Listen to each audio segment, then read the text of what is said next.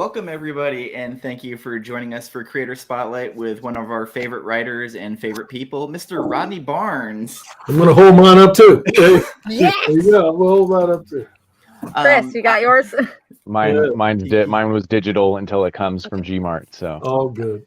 All that against you. So I am Dan, and as always for these conversations, Jennifer Comics Will Break Your Heart is with us, and I invited Chris, Chaos and Comics, with us.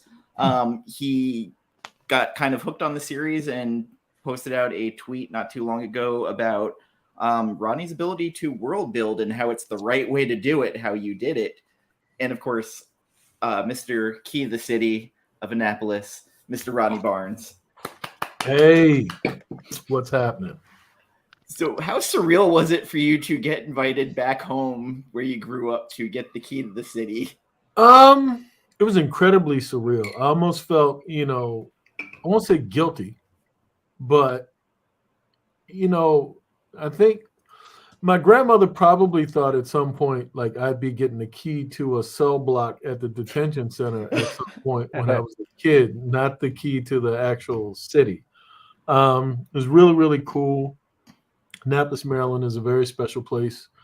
And, I love being a part of it and working with the community. And what's your connection with Annapolis? I was born there. That's the biggest one. I was born at the Naval Academy a very long time ago. And just grew up there. It was just a place that had a lot of unique attributes that sort of spoke to the things that I've come to love. There was like 5 or 6 movie theaters, and we didn't have a comic book store officially because I grew up in the era of still spinner racks, but they were all around me. So it was a lot of comic books. And I remember when I was like 16 or 17, going up to Jeppy's Comic World in Baltimore at the Inner Harbor, like the first one. I remember going to Steve Jeppy's garage before he even started Diamond and all of that. And just was a place that had the perfect pace for a kid with a lot of imagination to sort of develop, evolve, and feel safe, for lack of a better word. It's funny because comic stores like always were kind of, as a nerd, like the place where you felt welcome, like it was your one place you belonged, especially like growing up in the 80s when it was not as acceptable as it is today. No, it was a rare thing. Even comic conventions, I remember Creation Cons in Baltimore. Like I would see them advertised every once in a while, and one day got an opportunity with a good friend who had a car to drive us to Baltimore to see one. Way different than what they are today. Oh yeah. Today they're a spectacle, but back then it was just a bunch of guys with long boxes with books and a display. But a lot of times it was books that if you missed them on a spinner rack, this was your only way to get them. And, it was just kind of cool. It was still like a hobby that you felt like was just yours. So, yeah. Speaking of comic book conventions, I have a little bit of a bone to pick. Because and maybe this is fuel for you, Rodney, because I went to Rose City Comic Con up here in Portland, Oregon, and Jason Sean Alexander supposedly was there. I brought a couple things to get signed. Every single dang time I went to his table, he wasn't there. That's Jason. Jason is very unreliable. I have nothing good to say about Jason. He's like a bad child. He's like a stepchild that I was forced to raise. The story gets better with her, though, because her partner ends up hanging out with Jason. Apparently, yeah, I feel bad. I don't want to meet your partner. I don't want to meet your partner. I see less. I see your partner as less than I did before. Like if you said, "Hey, my partner," and I would say, "Oh my God, I can't wait to meet your partner." Then when you say your partner hung out with Jason, I'm like, I have no interest in meeting your partner. Ever. Meanwhile, you were sitting at his table and it was empty. Yeah, exactly. That's a metaphor for life. That's how I feel. But yeah. So also it must feel good being able to give back. I know you were doing a before school thing with backpacks for kids. Yeah, we did a back to school event in July where we gave away 500 backpacks and some bicycles and some Mandalorian comics. And we did a Halloween thing just a couple of weeks ago at the Pip Moyer Center where we had Halloween. We had a haunted house. We had another giveaway and costume competitions and a bunch of cool stuff. And then I'm doing another one at Christmas and some stuff around Thanksgiving too. But just, I try to do a lot of events that bring the community together, all aspects of the community together. And I think there's a lot of sentiment, again, for a place that I remember that sometimes when life speeds up, changes over time, like things aren't exactly the same and people aren't as connected, because I think the world has changed. Like when I was a kid, we wanted to go outside. And I can't force my kids to go outside. They want to call Child Protective Services. And, why don't you go outside and play and do what? Like they just look outside and see danger. It's like I want to sit inside and read comics. Yeah, but I don't even want to do that. Even when I put them in it, it's like, look, you're a character here. That's great. It looks just like me. But it's just a completely different world. And it's funny, like when you speak of comics, when I work with really young kids, like 9 and under and that thing, and I bring them comic books and they don't really know what they are. They think comics are the TV shows or the movies. It's like, where do you get these? Where do you, how does this work? And are there more? And comic shops are still a thing? Yes. Well, in Annapolis, they've got Third Eye and Twilight Zone and a bunch of really cool ones. I think Capital Comics. It's a bunch of stores, but they're more for grown-ups. Maybe late teens and grown-ups more so than for little kids. And, so there's a part of me that wants to indoctrinate this new generation into the thing that I love. We kind of talked about that a couple of times about how there's not entry-level comics really now. Like we had Teen Titans for, if you're a little younger, you had Power Pack, stuff like that. And I don't think there's entry-level anymore. Like, I guess, what is that? Scholastic. Yeah, I think indies around. Provide a lot more of like an in to start, but Boombox is for that YA or young adult crowd, but you don't see kids. There's just not enough of it, and you don't have the 7-Eleven spinner rack. Right. Yeah, like Rodney said, it's like an adult. I bring my 4-year-old into the comic store, and I realize I can't bring him in there. Yeah. You know what I mean? Because for different reasons. One, because he grabs stuff off the shelf, and the other because, Killadelphia is looking at him right there. But it's true. It's like you got socialized to comic shops by spinner racks and like different things, and one thing led you to the next thing. But if you're a kid, you don't know where to start when you go in a comic shop. You mentioned providing community with these backpacks and doing some like back to school and providing kids with comics.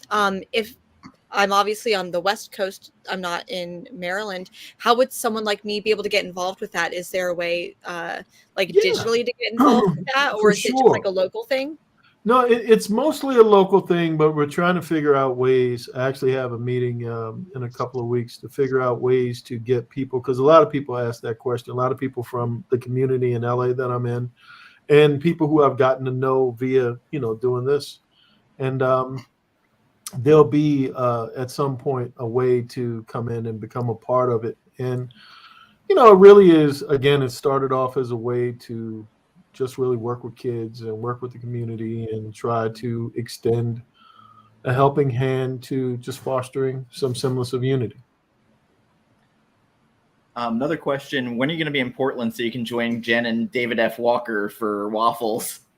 Well, as long as I don't have to bring Jason. I mean, we talked about that just a moment ago. I want to have him face me face to face. Oh, well, he's a coward though. He won't face you. He'll look down. So I don't know if that. He won't be there. Yeah, he won't. Got work to do anyway. Probably leave and say, "Hey, what's that over there?" And then you look back and he's gone. Just leave a place card for himself. Yeah, there's nothing good about Jason. I think I said that a moment ago, except the fact that he can draw. I think that's Blacula art. Yes, he took God took everything that could be good about Jason and put it in his hands so that he could draw, and everything else is like, I won't say worthless, but there's a word that probably is adjacent to worthless. So yeah, there's nothing good about you. You don't really want to meet Jason. Okay. Well, then just you come along. Yeah, I'll come to Portland. I'll be in Ohio. I know that's really as far away from Portland as you can be. December 2nd and 3rd at GalaxyCon. But I'm starting to move around the country and do things. Certainly for Blacula, I'll be all over the place, so I'm sure I'll get Vegas. I was invited to Vegas like at the last moment and couldn't come, but yeah, I'll be all over. It'll be we're spreading around trying to sell this book. That's excellent. I'm sure my local, there's so many local shops here, but I'm sure Books with Pictures here would love to have a creator event for you. Oh, yeah, be happy to come. Jen can start her interview show, Waffles with Writers. Ooh, I like that. Waffles with Writers on Wednesday. Yeah. I have a carbohydrate, alliteration. So I don't know. You have to make as many waffles as you can for everybody else. Done. Well, I'm not making waffles. I'll have the food truck guy do it. Yeah, she's got a food truck that makes the most monstrous you waffles. You just got 30% closer to me coming. They've got chicken and waffles. They had a pumpkin waffle with like pumpkin puree on it. That was my jam.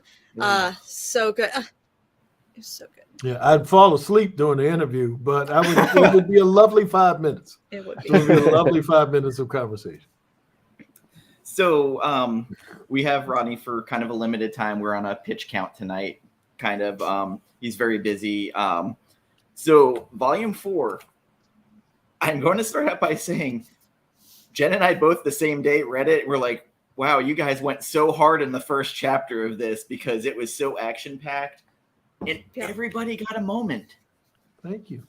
It's a tough thing to do at this point. And there's a Killadelphia event coming up in not the next arc, but by the time you read book 1, issue 25, you'll sort of figure it out that there's something happening in the Killadelphia world. One of them is by proxy of having like 30 characters to service every week, every month. Yeah. It's a lot of characters, and because I kind of write as a character-driven, I like character-driven stories. I like stories that have a lot of emotion to them. Sometimes it's really hard to service all of those characters and make them feel present in a story. And so I think going to have an opportunity for the Killadelphia world to breathe. So there you go. Even if they're dead, but metaphorically breathing, even though a lot of them, they're vampires, they don't breathe. Yeah, I've noticed that over the 4 volumes, and that's really the world building I was probably relating to in that tweet, but I would have probably said that for volume 3 because it would have been a while ago. But it's I can't think. Maybe there is something close to it, but I can't think of a book that sort of has introduced origins and character building that has such a big cast in such a well-paced manner. And I guess I started noticing, I think, and I had to read to get ready for this. I read volume 4 pretty quickly, so I will have to read it again slowly because there's a lot of good philosophy in there and stuff. But then I noticed I was like, well, this cast is getting very big, right? Because it seemed like Seesaw was getting his. I mean, he's gotten plenty of moments, but he was getting sort of his like origin moment. And I started thinking, are we moving into Seesaw being the main character, or a focus in some way? Because I've just enjoyed the way he's grown and his path in this. So. I tried to give each character, regardless of how small, even with Brittany and her sister, I try to give them all moments. Seesaw sort of took on, I never saw it in the beginning, but people sort of took a liking to Seesaw, and he became more than I imagined, and I wanted to sort of satisfy folk that dig him and give him a little bit more. I try not to make Killadelphia about any one character. Like a lot of times, I remember Jason one time complained because he complains. That's one of the things that Jason does. He was like, I'm really getting tired of drawing guys in suits, meaning the sangsters. And so I was like, okay, Jason's complaining. How can I try to do something different so that Jason's not complaining?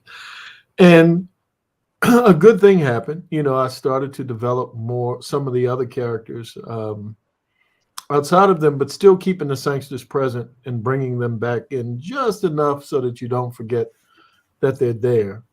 A really cool thing is happening, though, in the Killadelphia world.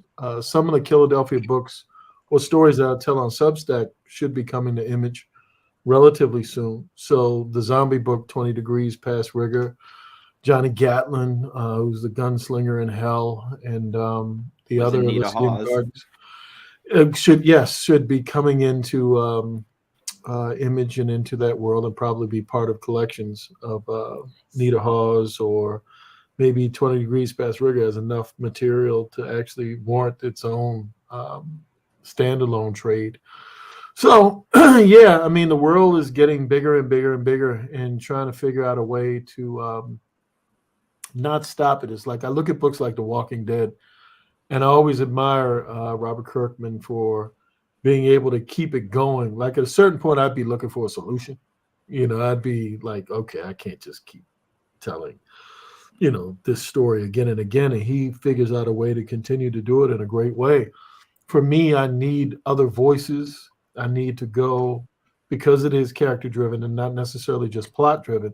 I need to find deeper things to be able to talk about in the world, and things that the characters care about and things that I care about.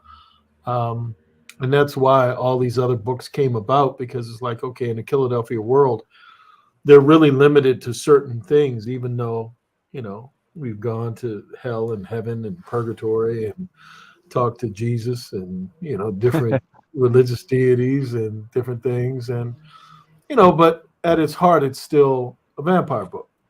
And so I want to be able to still keep genre there and still make it feel like, oh, he's just doing that thing again. So I try to create other worlds and other places where I could tell different types of stories that had different types of emotions, and new people for you to meet, and to be able to sort of connect that, but still be part of the larger Killadelphia idea. When we did book club for Nita Hawes, I had a group of people I hadn't really had on before. One of them, Azor's Tiger, who was supposed to be on here, who's one of your super fans. He had to take on a second job, so couldn't be here tonight, but I wanted to give him a shout out. Mm-hmm. We talked about Nita Hawes and how effortless it was for a new reader to get indoctrinated into your universe, because you didn't hit them over the head with it. You slowly built it. You briefly mentioned Jimmy Sangster Jr., Anansi, who's become my favorite character throughout the universe. Just the way he shows up, and he's like, oh, you got blood on my J's. And Nita, who's such a strong character, but she shows her vulnerability, which I think was great. And I was so happy to see a lot of women in the Instagram community start picking up that book and then be like, what is this part of? And then like Jen and I are like, hey, so there's this other book that, we've talked about endlessly for about 2.5 years now. And I just love new people are finding your stuff. And it's like, hey, let's talk about it. Come on. Like Moonlit Comics was one who like started checking out, and she's like, well, I need to do a show about this. So I really appreciate that. And, the thing with Nita, anytime I deal with groups outside of myself, women, LGBTQ, or whoever, I try to be empathetic and not hit you over the head with the thing I don't know as well as I know as being me.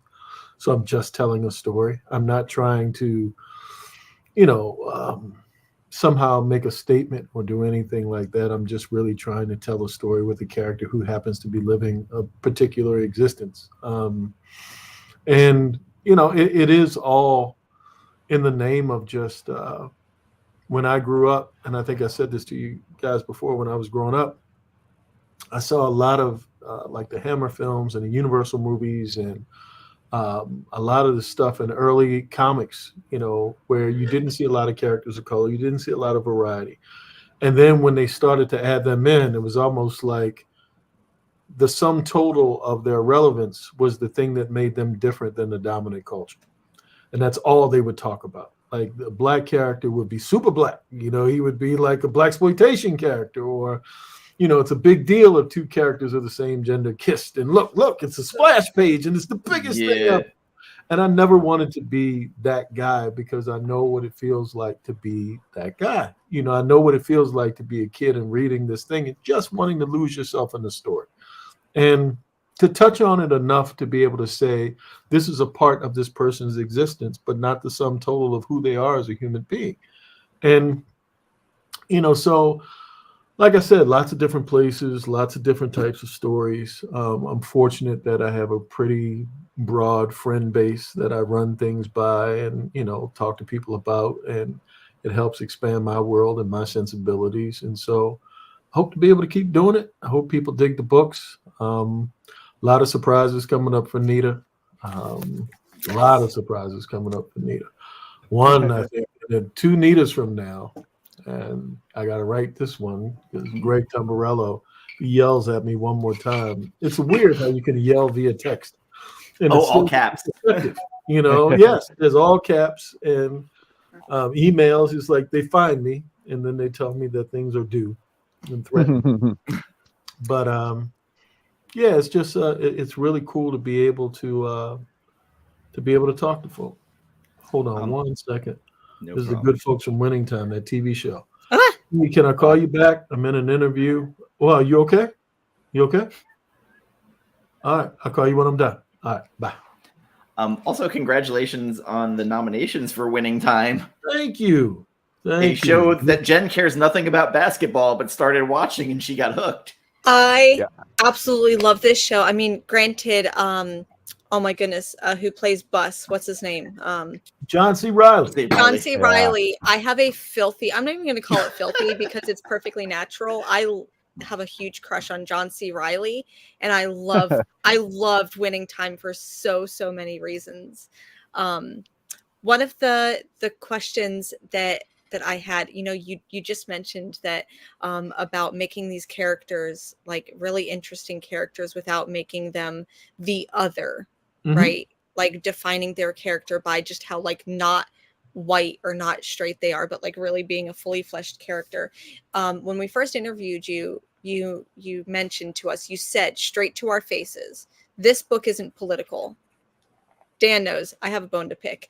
You say that this book isn't political, but I mean, I'm just saying, like Nita Ha's Nightmare blog, you name it after a James Baldwin, The Fire Next Time.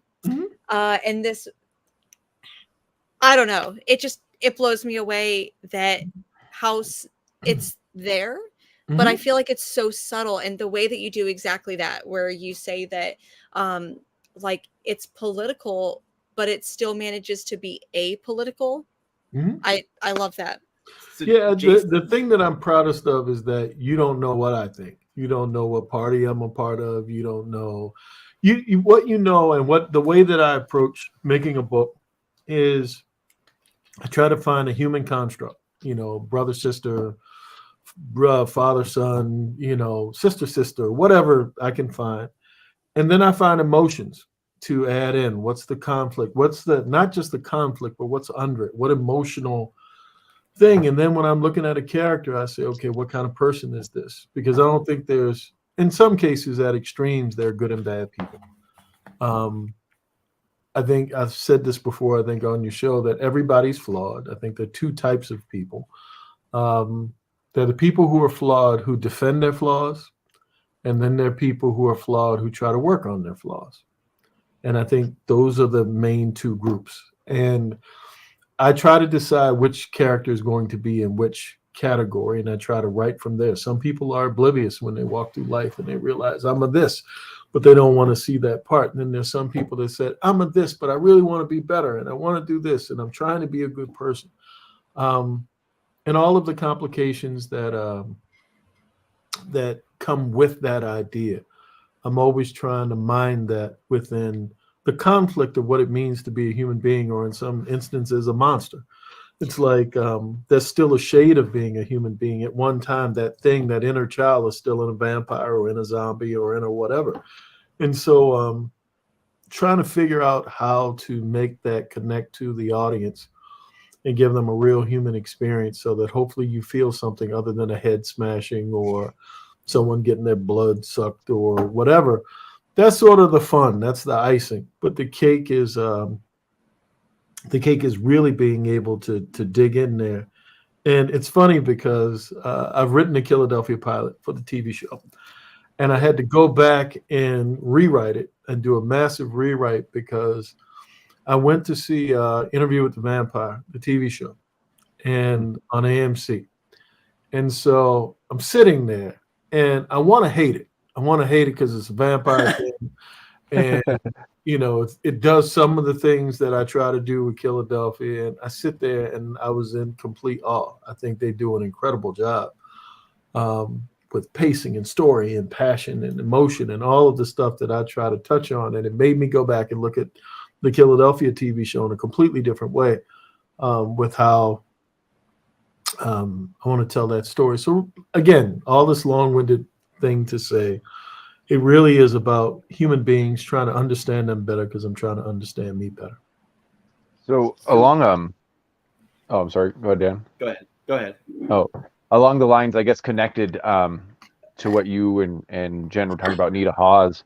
One of the things I noticed over the 4 volumes and particularly with Abigail Adams here is that there were in some of the things that that are being said from a like a privileged point of view with Abigail Adams. There's a little bit of a the male privilege sort of thing being talked about there. Does that come naturally with Abigail Adams, especially her conflict with John that semi gets resolved in volume 4, or maybe. Was it a choice because he also maybe it's at least for now. Yeah.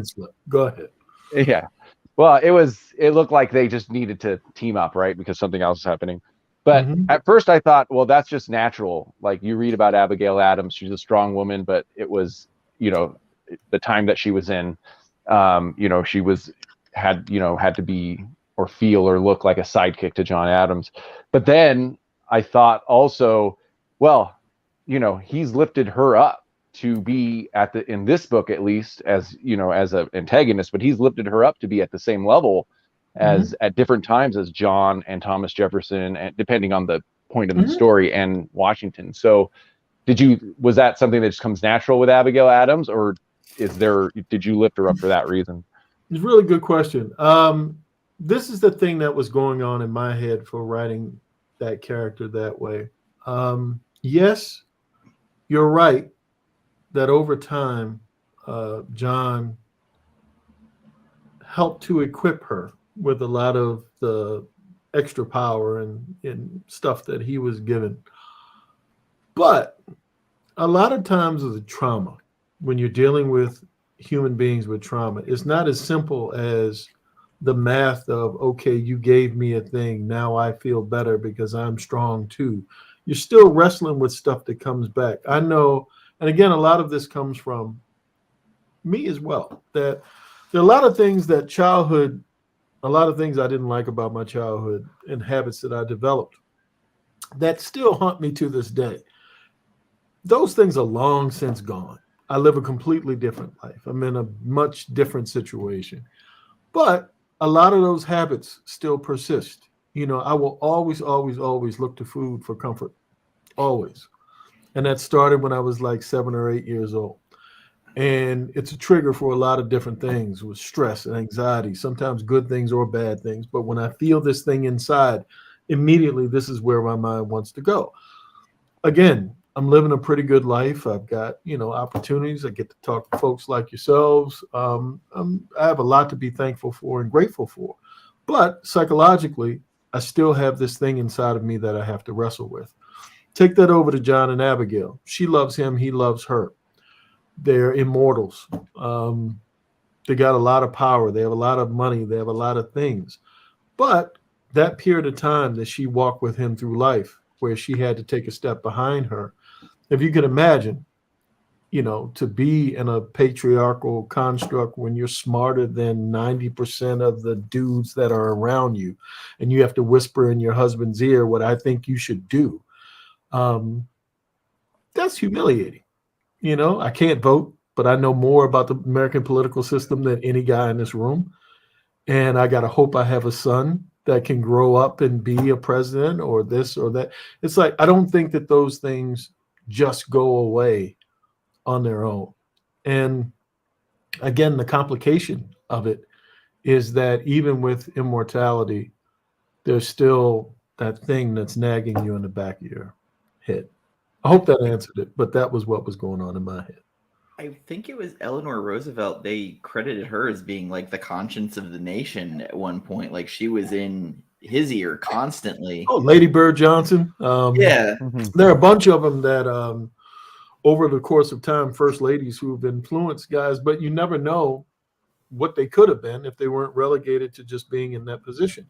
And I think to me, that's the biggest thing where when I use empathy, when I'm looking at a character, I'm like, okay, yeah, you need conflict in this book because you need drama and you need all of that stuff. But how organically can I find the conflict from really what history, because history is a big character in the book as well. How can history play into the idea of what's going on in the back of these characters' minds and the things that they haven't shaken? Seesaw is probably the closest to freedom, and finding some sense of peace. But it's hard for him to be at peace when he's looking around at a world that's so troubled. So, because he's a vampire with a conscience. But all of them to lesser or greater degrees, even the ones that could be considered bad, are really operating from a place of stuff that they're wrestling with. There's nothing better to me than James Sr. trying to give love advice of how to make up with his wife to John Adams, where basically now like James has gotten his own like funny personality where he's almost like Bernie Mac in House Party at certain points. Yeah, again, the way I sold Jason to do this was, well, it was drinks too. He was a little drunk. But it was Dracula and Hamilton meet Sanford and Son. So every once in a while, I got to do the Sanford and Son thing with Sangster and Son. So there you go. And John just like, when they bro hug it out, when John's like, well, I'll tell you, he's like, she's going to rip your damn fool head off. And yep. I love that. And I'm going to shout out one of my guys at work. He does our garden recovery, drives the forklift around. He's actually listening right now. JD, he loved the part in the volume 3 where James is bitching about the vampires fucking up his house. Yes.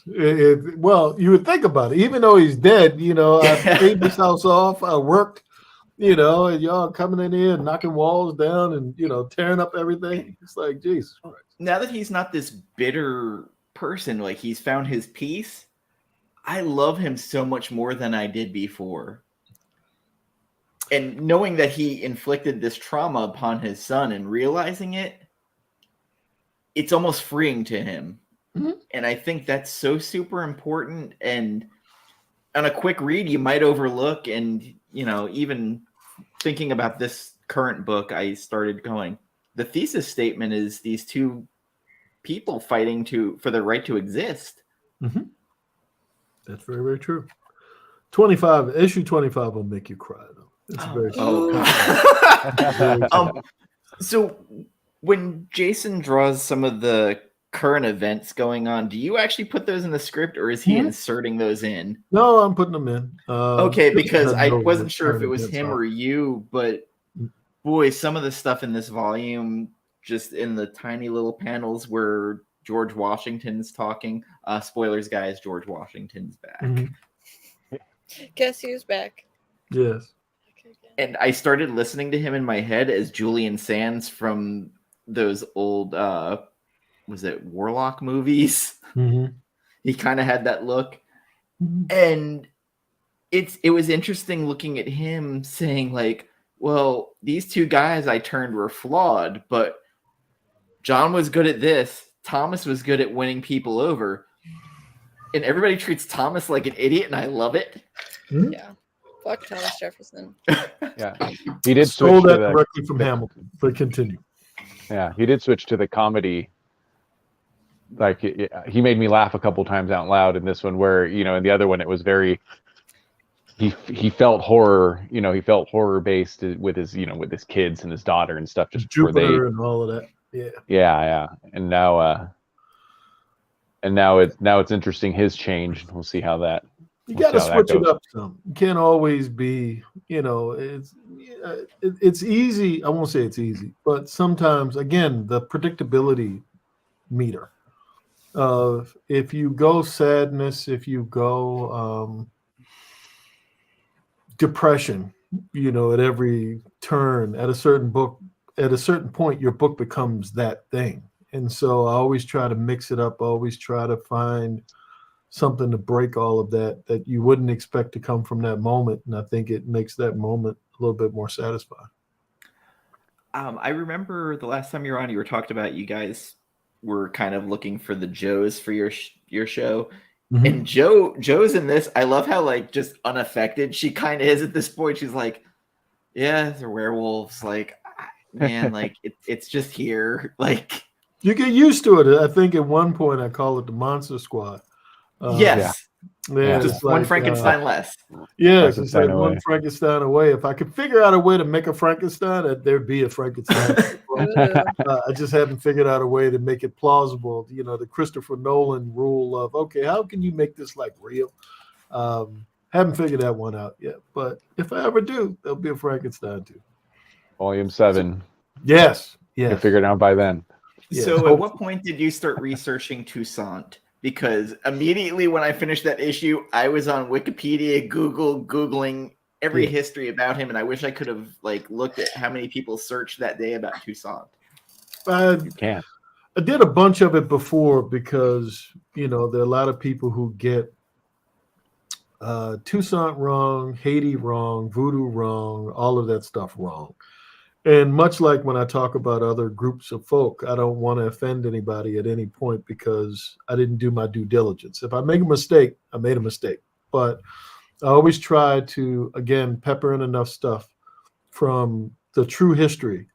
Thank you. I try to pepper in enough stuff that's true and real so that that I respect the legacy of, folk that really lived. And then I take it into the genre place. I take it in, do what I do. I also love how Anansi pisses everyone off. That's his job. Yeah. That's his job. That actually, my relationship with Orlando Jones and from my time on American Gods, absolutely the that's their voice. I will always hear of Anansi. And Orlando, who we went to dinner the other night. So it's always my tribute to him that Anansi comes in. And I wanted to make him younger, of course, and to make him sort of reflective of a group of young Black men who are sort of disregarded as being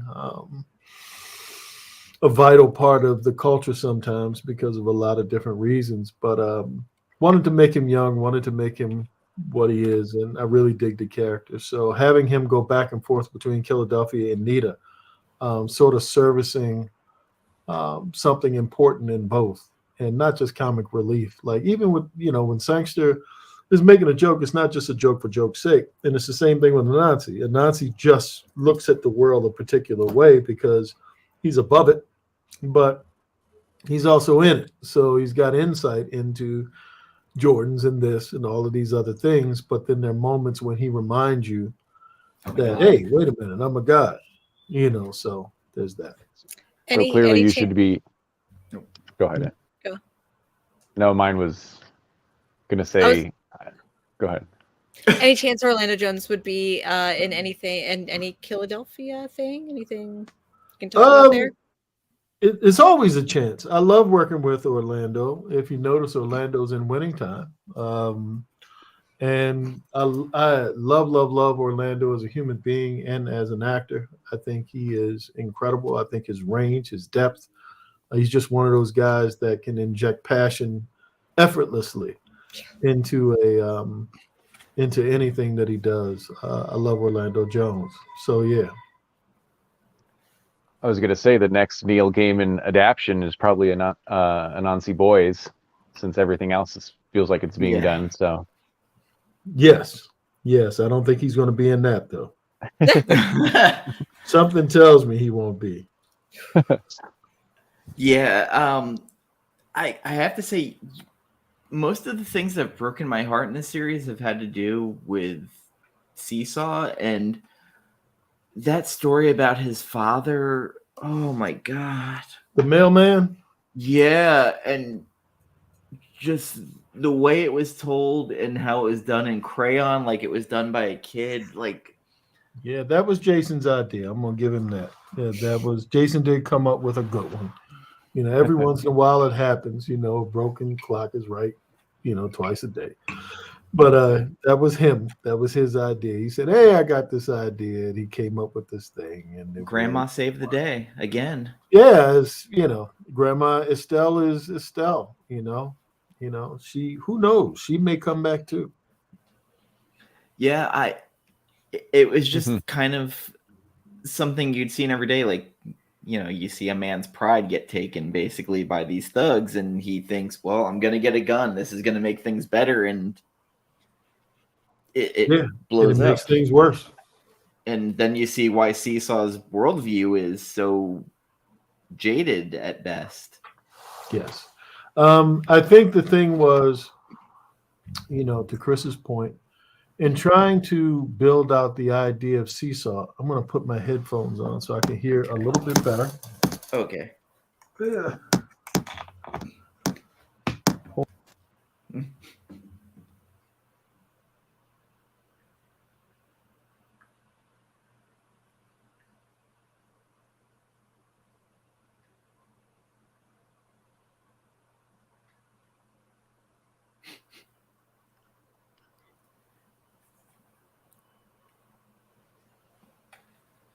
But you're muted.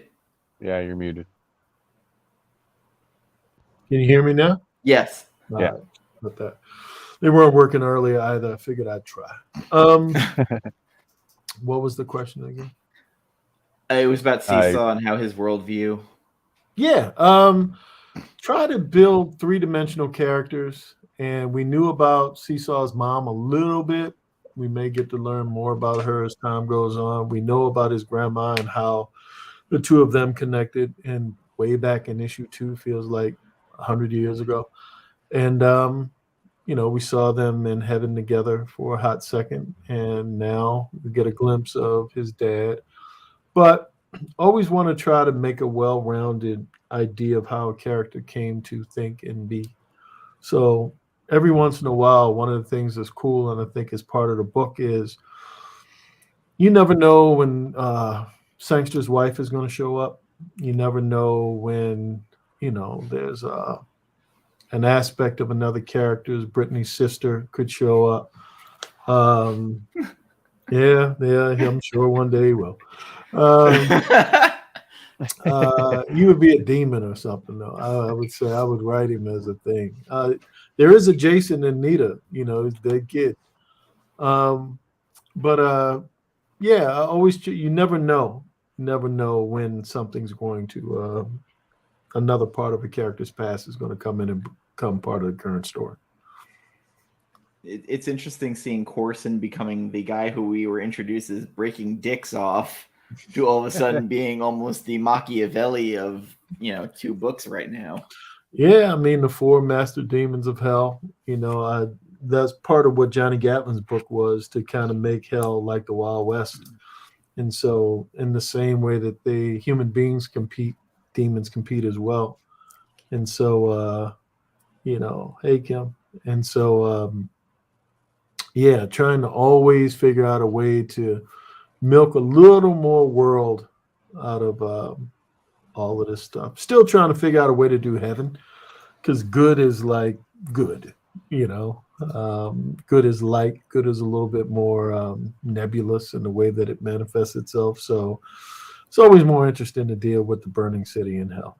You did get a little bit into that, how like they're like the light barely ever gets involved, but the the scale went a little too far the other way that they had to react. They had no choice. Toussaint's like, I never get tired.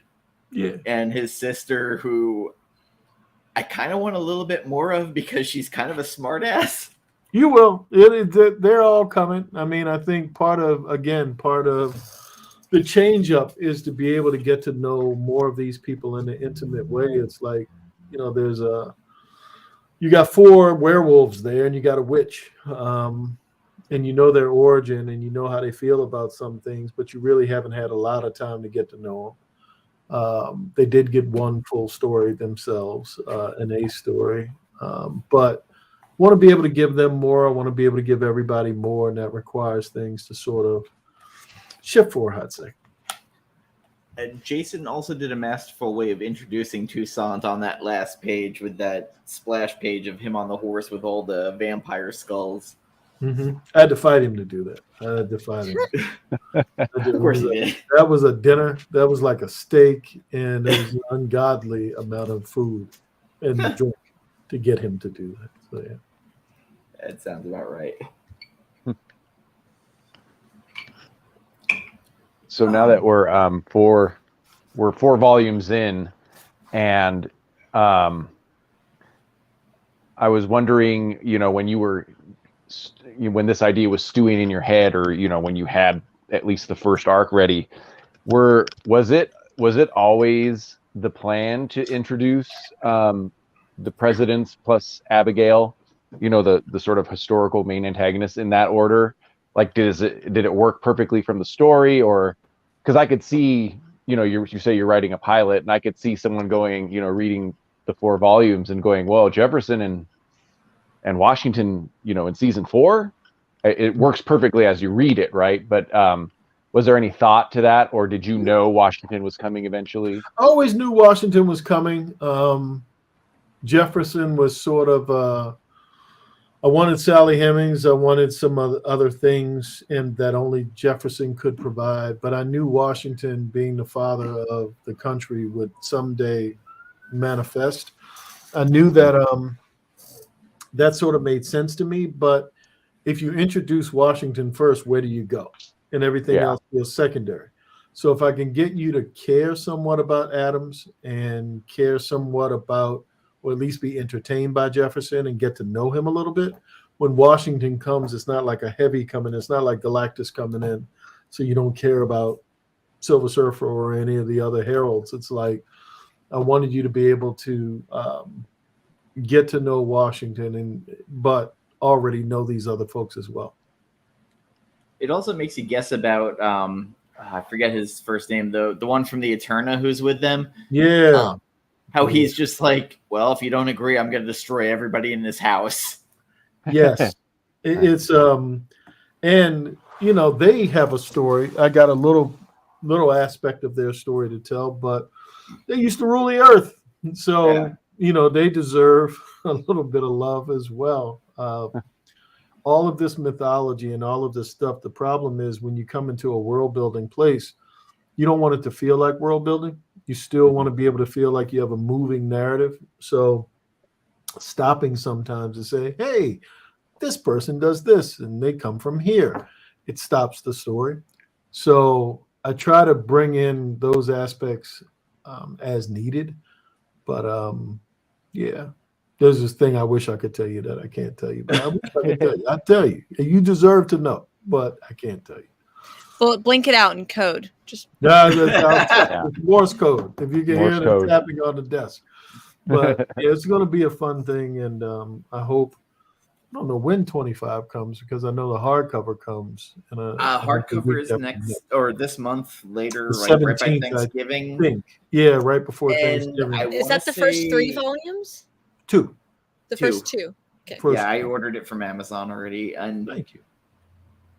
I'm a sucker for it. If I'm into something, I buy it. Like Planetary is one of my favorite books. I buy every edition. I have them already, but I've got so many Watchmen and Miracle Mans. I could, sitting here, right here on my desk. I do this every once in a while. The Neil Gaiman Miracle Man with Mark Buckingham. I've got the same Miracle Man, but another cover. Nothing's different about it. But here I am. So yeah. Is that a recent pickup? I know the last time you were on, you showed us a little haul that you got of Swamp Thing stuff, which I'm totally jealous of, but I'd love to see what you got recently. All the it's recolored like it doesn't books. I don't even open the bag. That's the part that I'm ashamed of. No, that's okay. There's this creep show that I'm anxious to very read. good. It was very good. It surprised me. It was very good. An old Dell Comics, The Outer Limits. Because I'm old and I love The Outer Limits.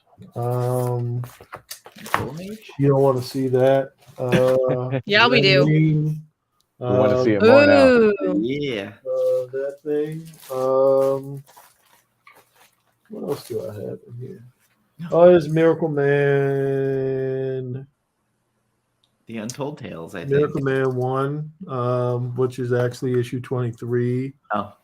Deceased, because I like Deceased, and then Miracle Man: The Golden Age. Yes, that's the one. Volume 4 that I have at least 10 different somewhere within this house. Are a bunch of other Miracle Men. And there's boxes of stuff everywhere. Things that I promised myself. It's like it really is an addiction because every Wednesday I go. I have to, but I rarely read the stuff that I buy. So yeah, it's an odd thing. I think Jen and I always joked like on the weekly, we always had our top of the read pile stuff, and then everything else kind of got lost in the shuffle. Yeah, and it's hard to keep up. For me, if I don't read it on Wednesday, now that I do a show typically on Sundays, if I don't read it on Wednesday, then I'm usually not going to read it Thursday, Friday, Saturday. So I've got to read it same day while it's like fresh on my mind. Yeah, it's a tough thing, but under it all, I still want to support this community that supported me, and I love comics. It's just a fun ritual to go in on Wednesday. Like I ordered a lot online, but I still go every Wednesday too. Oh, I gotta go. Pick up the number one that I didn't, pre-order somewhere else, and grab the X-Men books. I just grab those off the shelf, things like that. So I couldn't imagine. I look forward to it because it's the only thing. Like a comic store is really one of the only things now, since record stores have disappeared, that they're different whenever you go to one, in a different part of your city. Yeah. Like a Walmart looks the same. When I travel, it's the same thing. I love going to places and going to comic shops and different ones, and they all have something, like you said, there's a different personality to each one. They all sell the same stuff, but the way they present and the way that they do what they do. And I was in one shop in Vegas where it was a lot of original art. And just, I dig it. It's one of the things in life that's still kind of pure to me. It hasn't been corrupted. Which shop in Vegas? I'm trying to think of one. I don't remember the name, but I know it's right off the strip. It's right off the strip. Probably a mile off the strip. I think I know what you're talking about. They actually just moved. I don't think they're there anymore. He said he was moving. He said he was moving when I was in there. He was in a strip mall. Yeah, it was a strip mall next to a bar called the Dive Bar. Actually, it's actually called the Dive Bar. Yeah. I don't know why I can't remember the name of it, but yeah, he moved further away from me, so I haven't been to this new place yet, but he's a great guy. Yeah, really nice guy. Enjoyed talking to him. I probably talked to him for about an hour. And really nice guy. Alternate reality.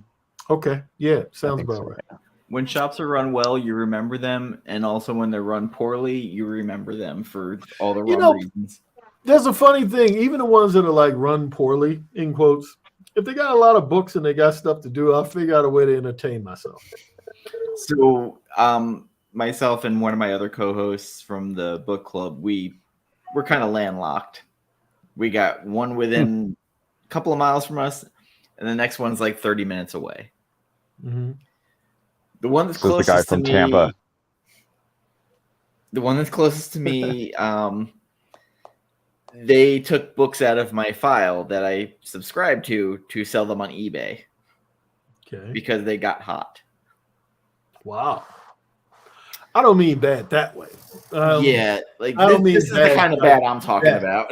I mean bad like presentation. Like you come in some shops and they're beautiful. Like the way that they structure things and present things and whatever, you can tell that they've gone the extra mile to for presentation. I mean it like that. Some shops I've been into where it's just a bunch of boxes and a guy behind a counter. That's fine. Yeah. So that I don't mean the places that sort of rip you off and break your heart and that thing. I don't mean that. Coliseum Comics in Orlando is probably the closest to like big presentation. Like Jim Lee shows up there to do signings and stuff like that. And they've got a lot of, because they have 2 locations, right? There's one in the mall, and then there, which is just is it 2 stories there, and they've got a lot of statues. Yes, there's one that's mostly back issues, and then there's the other one that's the new stuff. Kind of like if you're a tourist to the community, which would be the mall store, you walk in, you're like, oh, hey. Yeah. And then here in Portland, we have like 20 shops. 1,000.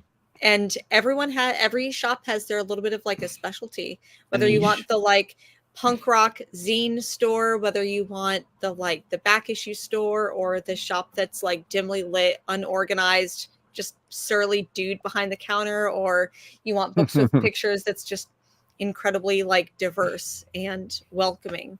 You've got a little bit of everything. Wow. Yeah, I've flirted with the idea of opening up a shop. You know, I've also flirted with the idea of running a marathon too, so I don't know. But I flirted with the idea. So there you go. What would you call it? Don't know. Too many names. It's like it's the same thing with comics sometimes, and coming up with a title. It's like there's so many things. I've got a new Image title that's dropping in February, I think. And took a long time to come up with a title. It's not in the Killadelphia universe. It's its own thing. What are we talking about Any here? details you can share about it yet, or is that basically it? Is that all you can share? Sci-fi, UFOs, kids. Oh. Sci-fi, UFOs, and kids. Well, I know what Jen and I will be promoting in about 2 months. Yeah. So there you go. It's like I said, that thing that I like to do is spreading it all around. I love kids. I love, I was one a long time ago, and love UFOs, and they're called something else now. They're not UFOs anymore. Oh yeah. There's another thing that classified as I forget what they're calling it. Something that sounds a little bit more official, so you don't sound crazy when you say it. When you've seen one, but yeah. So new Image series, a lot of stuff going on at the same time. So speaking of coming up, you have Blacula coming out December or January? January. I think January 23rd. So should be November's previews. It's here. Yeah, it's in. Oh, okay. I haven't picked it up yet. It's in. It's so odd. You can keep talking. I'll find it. It takes a minute to go through the preview. So, to say the least, Blacula. You look it up. You start looking at YouTube videos. You're gonna go, "What the fuck is this? This is cheesy blaxploitation." So Rodney's putting a take on it because he's kind of a sympathetic character. From what I recall you saying, that you kind of wanted to angle the character on.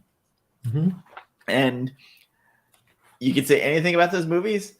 The soundtrack is right up there with Shaft. It is. I went to see it not long ago on a big screen because when you live in LA, they do that. You see a lot of old movies. Thank God for Quentin Tarantino's New Beverly Cinema. There's Blacula in previews. There you go. Okay. I don't know if you can. I will. Featured item. There you go. Jump there you on go. that.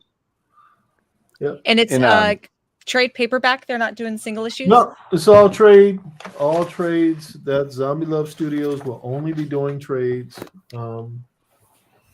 I don't have the bandwidth to just do floppies and that thing, so I'm just going straight to trade with everything that we do. For those curious, if you look at Rodney's Instagram feed, he's put in art from Jason, which I know you've said is probably some of Jason's best work he's done. It is. It's really inspired. It's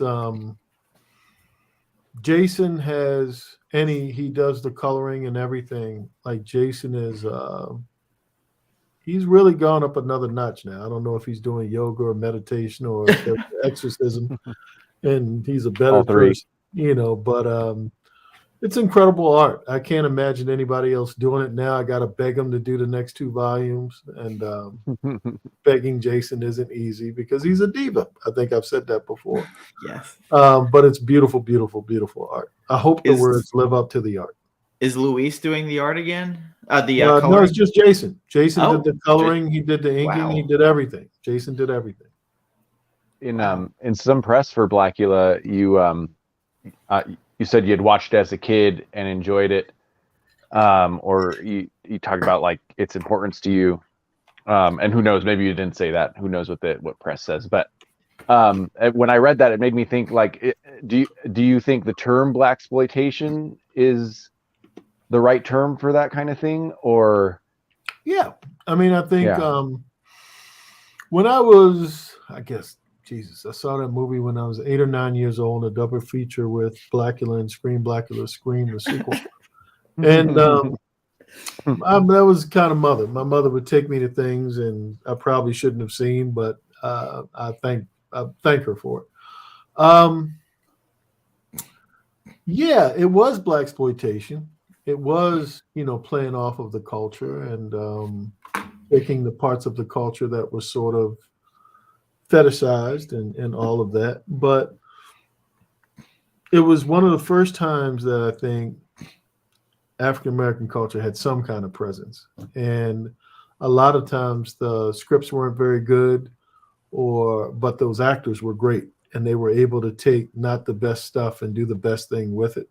And when I looked at Blacula, like I said, as a kid, I loved it. As I got older, it became problematic. I've spoken on some things, like when he becomes a vampire's afro grows, it seems like his lapels get bigger. It's like he becomes truly not just vampire-ish more, but blacker somehow. And it becomes Petey Wheatstraw. Yeah, it's like it just becomes more feral. He's just something different than Bela Lugosi did. And, and you can't go back in the past and change all of the things that you wish were different. But what I always wanted to do was to take out some of that stuff to create a bridge between the parts that worked and sort of not rationalize, but come up with a way to take the parts that are problematic and even them out somewhat.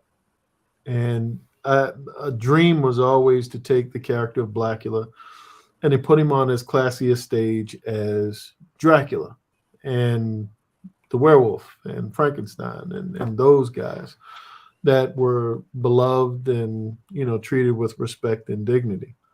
And, my goal is to try to do the same thing with Blacula and bring that type of heart and depth and art that we do with Killadelphia. And do you think, I don't know a lot about the history of the actual film. Do you think that they were maybe trying to do that, except it just looks very strange in 2022? No, I mean, was it actual exploitation or? No. I don't think it was. Everything is exploitation. I mean, anytime you're trying to make money, it's according to how you look at exploitation. Yeah. Everything that you're trying to sell at some point is exploiting the thing. So there's that. I think at that time, when you look at movies like Sweet Sweetback's Badass Song and Shaft and a lot of the movies, the blaxploitation movies, Cleopatra Jones, all the stuff Dolomite. that Pam Grier was doing, Dolomite, all of those things that were happening during that period of time, a horror movie was going to come. It's like, what genre? We had Westerns. We had all types of things. And, so I think there was a Blackenstein. Yes, Ruby, there was. There was Suspiria. Blackenstein. Well, Suspiria wasn't black, but no, it was around that same time. And you had Ken Foree and Dawn of the Dead. You had Dwayne Jones and Night of the Living Dead. Like, you started to have more of an African-American presence in horror in general. So the fact that he came. And the beginning of the story itself, he goes to Prince Mama Waldeck goes to Transylvania to talk to Count Dracula about not knowing he was a vampire. He was just a politician to help stop the slave trade. And that part always fascinated me. I always thought that was a story in and of itself, the politics of that. Of course, it became something else, some things good, some things less good. But I don't see a lot of things in the movie when I look at it even today that were purposefully intended to harm, you know. There's not a mean-spirited thing in there to me. It's a product of the times to a certain Very point. much a product of its time. You know, we're talking about coming out of the civil rights movement, and you know, when you had the Pan-African movement and, you know, the Black Panthers and, you know, a lot of stuff that was happening in society at that time, Vietnam, all of that. So you're going to get different ideas of what things are. We talk about horror, at least on this channel, I talk about horror movies a lot. And I think some people discount horror movies a little bit, but there are some messages given. Romero in particular, I remember having to ask some hard questions to my mom about the end of Night of the Living Dead when Dwayne Jones gets killed. And not being very satisfied with her answers. And it kind of started a dialogue in my head of like, well, why did they shoot him? Why is this a thing? And she danced around it, and then, you know, later in life, it's like, well, why did she dance around this? Why? Certain question. Wes Craven, People Under the Stairs is another one. Candyman, where you start digging in, and you start finding the message behind why this movie exists. Why did this happen?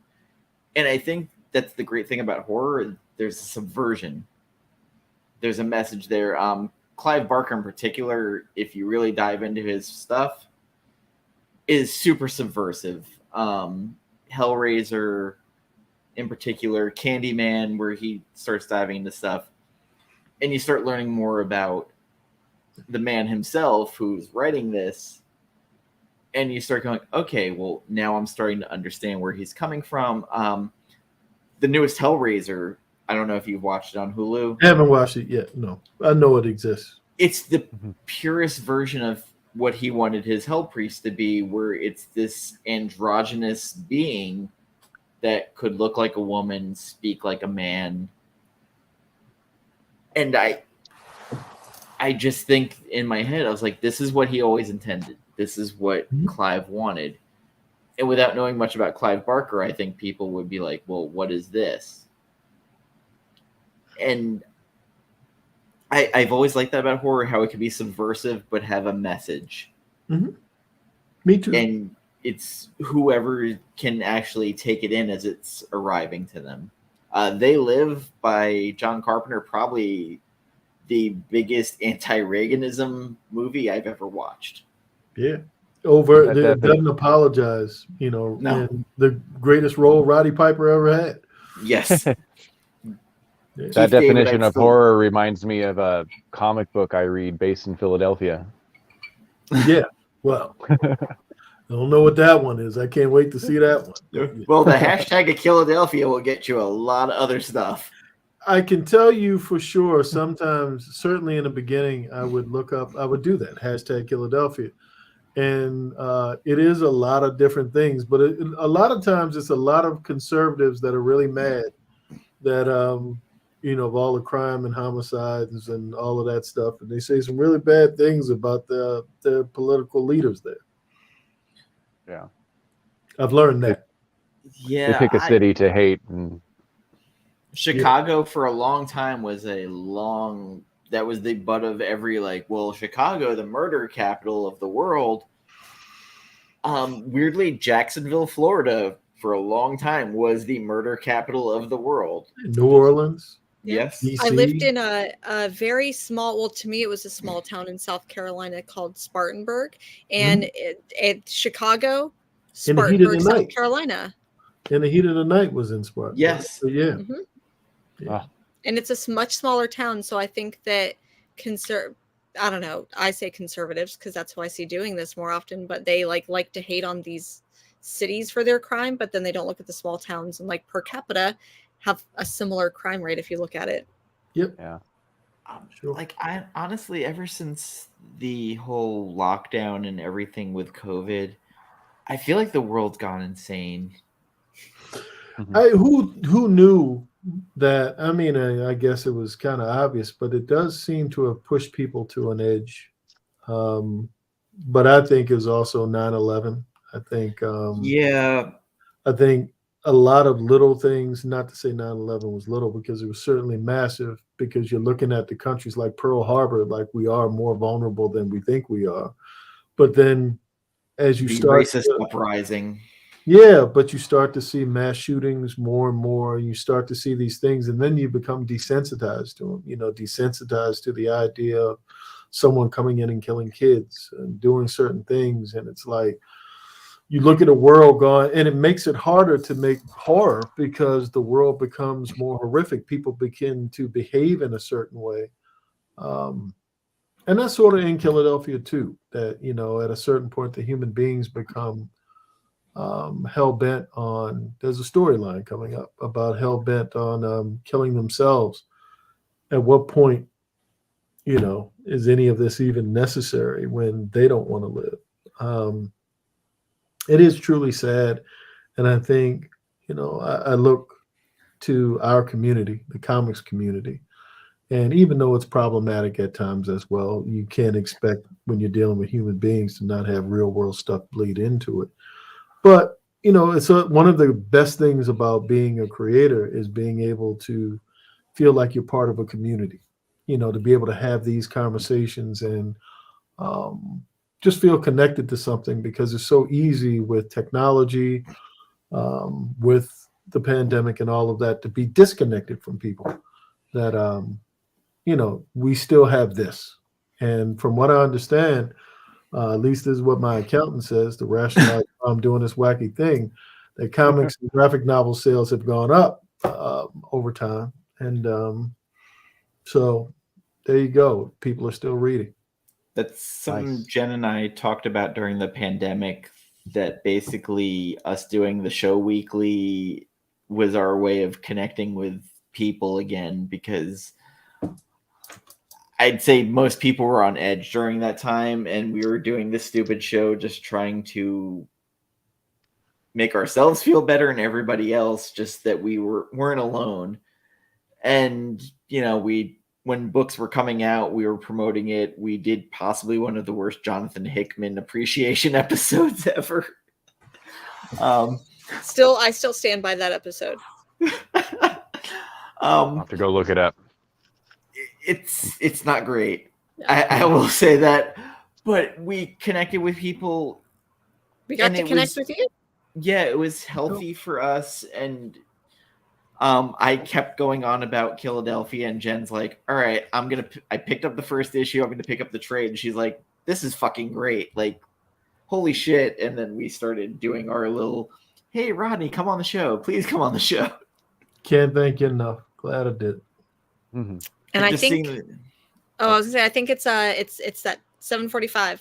The golden hour. Right out there. Say I contributed to two things. I contributed to, and I probably should mention them. Is a book called Shook.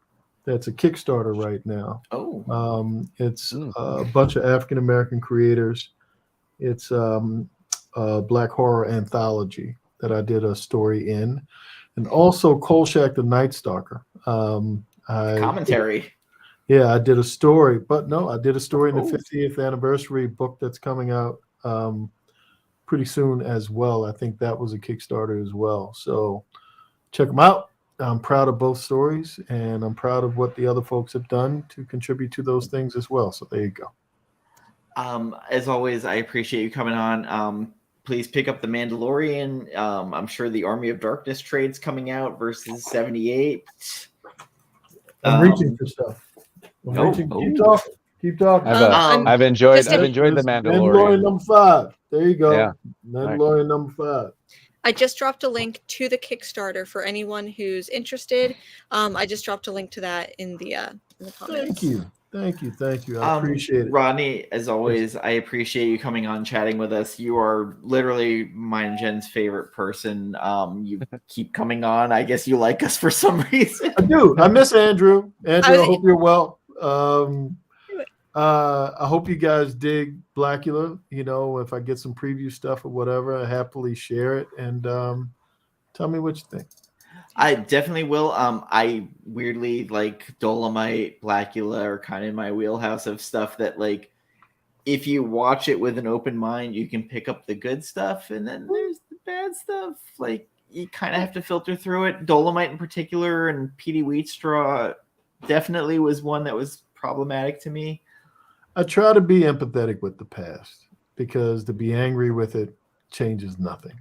So there's a certain acceptance. If anything, the soundtracks are always dope. Always. Always. Of course, there's a limited thing. If something is mean-spirited or trying to hurt and harm, that's a different thing altogether. But if you're saying that people did the best that they could at the time that they were doing it, I have a different sensibility when it comes to that. And because I hope the same is for me in times in my life when I've been less than what I had hoped to be, or had a bad day or a bad moment, that I would be forgiven. So I have to do the same thing. Before Carlos sends me a nasty email, Tales from the Crypt. Mm-hmm. When's the date for that? We will see. Going through all of the negotiations and things, you never know.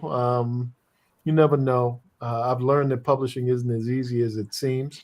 So a bunch of announcements and things will be coming soon, and hopefully crystallizing as time goes on. But the legal things have a tendency sometimes to bog things down. But hopefully all of it will come to light at some point.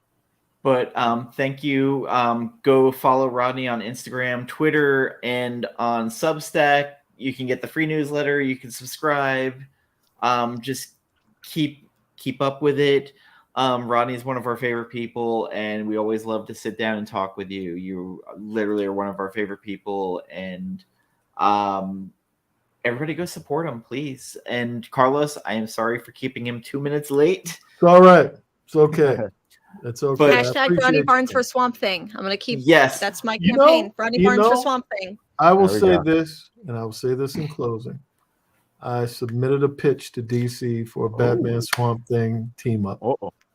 That's the only way to get me to read Batman. That's the only way. Rom B's writing Batman right now, and it's close, but waiting right now to see what happens. In the comics world, you send in a pitch, and hopefully one day you get an email. But I have submitted a pitch I'm very proud of, and we will see. And if you need recommendations for books, please feel free to message us. Like, we are nerds, so like we will. But read Miracle Man by Alan Moore, because it's his earlier stuff. It's very raw. And Olympus Book 3 is my thing. Olympus Book 3 is my favorite. I love the game and stuff. Love you, Neil. Love you, Kat. But Book 3 of Miracle Man is still the thing. Very last quick question. The Sandman Netflix series, were you thumbs up, thumbs down? I dug it. I had breakfast with Patton Oswalt. We were talking about it not too long ago. Another one of my crushes. Jeez. Yeah, he's a great guy. Waffles. Incredible, brilliant guy. Incredibly supportive of Killadelphia. That's how we met. He actually one day I saw him tweeting about it one day. He tweeted out, and I had no idea he had ever read the thing, and we had breakfast, and incredible guy. So I actually did a blurb for us that's on the cover. I think it might be on 4. If it's not on 4, on the back of 4. Yeah, there you go. Yes, it is. Patton. So there you go. So thank you, Patton. Really appreciate it. Love having you on as always. I know you're busy and in a rush. And everybody look out for Winning Season 2 coming. Winning Time Season 2. Find me at the Rodney Barnes. And you'll find him with Quincy Isaiah right now if you can. And a bunch of other stuff that's coming, and hopefully it's quality stuff and doesn't make you hate me.